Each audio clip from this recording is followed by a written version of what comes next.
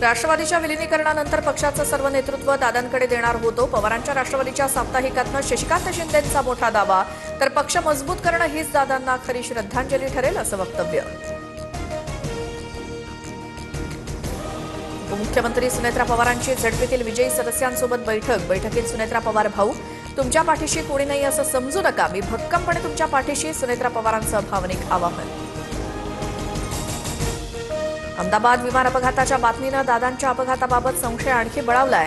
पायलटवर कुणाचा दबाव होता का, सखोल चौकशी व्हावी, रोहित पवार यांची मागणी.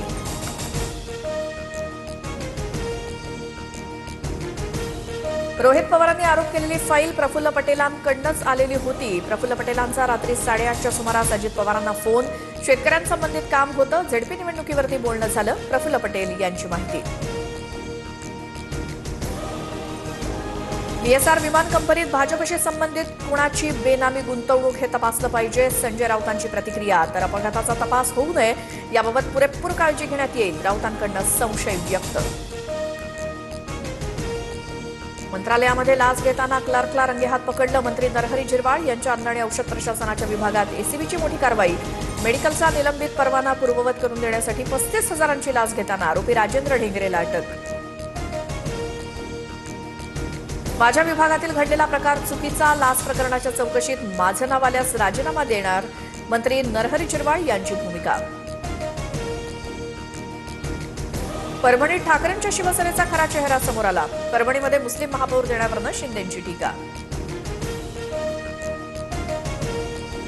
परभणीत भाजपचे 12 मुस्लिम नगरसेवक, शिंदेंनी बोलण्याआधी जरा अभ्यास करावा, तुमच्यासारख्या गद्दारांपेक्षा निष्ठावंत बरे, शिंदेंच्या टीकेवरनं संजय राऊतांचा पलटवार.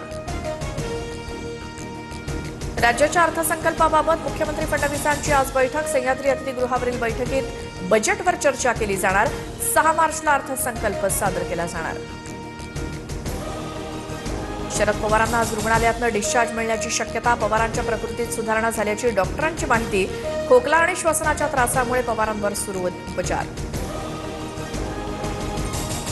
पंतप्रधान मोदी आज सेवातीर्थ आणि कर्तव्य भवनाचं उद्घाटन करणार. सेंट्रल विस्टा प्रकल्पांतर्गत बांधलेल्या प्रमुख मंत्रालयांचं आज उद्घाटन. सर्व मंत्रिमंडळं आता एकाच छताखाली येणार. बांगलादेशच्या निवडणुकीमध्ये बीएनपी पक्षाला प्रचंड बहुमत. 299 जागांपैकी बीएनपीचा 213 जागांवर विजय. तारिक रहमान पंतप्रधान होणार असल्याचं निश्चित. केंद्रीय पथकाकडून धाराशिवमध्ये झालेल्या अतिवृष्टीग्रस्त भागात पाहणी. भूम आणि परांडा तालुक्यातील गावांना पथकांच्या भेटी. प्रत्यक्ष पाहणी करत शेतकरी आणि ग्रामस्थांशी साधला संवाद. मुंबई आणि ठाणेकरांसाठी पुढचे 3 दिवस तापदायक ठरणार. उष्ण वाऱ्यांच्या प्रभावामुळे पारा 37 अंशांपर्यंत वाढण्याचा अंदाज. मीरा भाईंदरमध्ये पालिकेच्या पथकावरती फेरीवाल्यांचा हल्ला. अतिक्रमण विभागाच्या कारवाईवेळी प्रकार.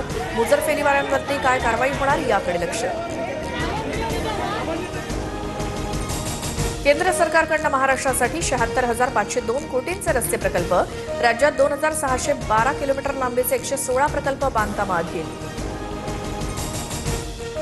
फ्रान्सकडून 114 राफेल लढाऊ विमानं खरेदी करण्याचा निर्णय. 3.60 लाख कोटींची विविध प्रकारची संरक्षण सामग्री घेणार. संरक्षण मंत्री राजनाथ सिंह यांच्या बैठकीत निर्णय.